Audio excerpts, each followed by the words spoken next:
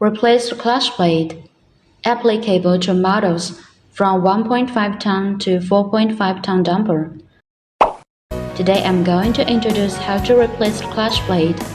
Open the dust cover.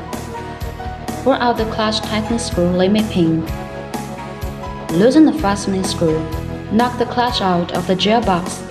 Tips: only knock the thickened area to avoid damage. Open the side cover. Remove the clutch plate that needs to be replaced. If the clutch plate burns out, then need to replace the spring inside at the same time. Loosen the screws of the rear separation claw. Take out the spring pressure plate. Replace all damaged springs and clutch plates. Put all springs into the slots.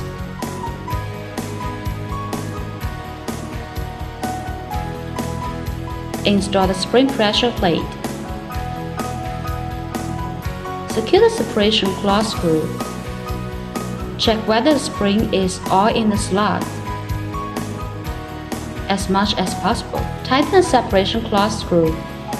Install the clutch seat on the first shaft. Install the clutch disc and friction disc in sequence. Cover the side cover. While tightening the clutch tightening screw, loosen the separation claw screw. Important note: be sure to loosen the separation claw screw when installing the clutch, otherwise it will cause the separation claw to break. Knock the clutch into the gearbox. Tighten the fastening screw. Plug in the limit pin, then cover the dust cover.